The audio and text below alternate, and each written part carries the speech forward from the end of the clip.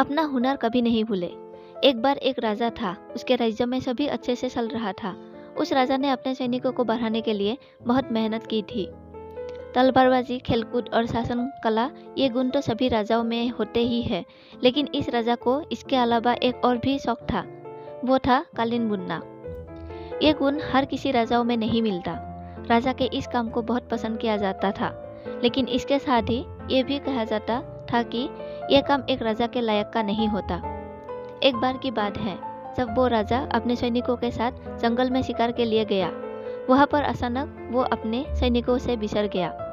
राजा को अकेला देख वहां के डाकुओं ने उस पर हमला बोल दिया और उसे बंदी बना दिया।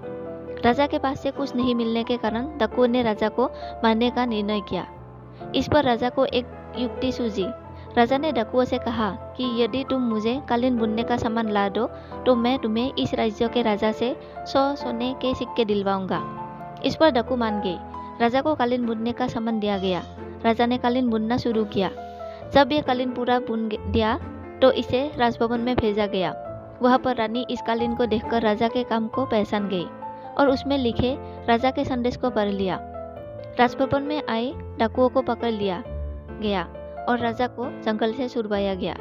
राजा के अपने हाथों के इस हुनर ने राजा की जान बचा ली। धन्यवाद।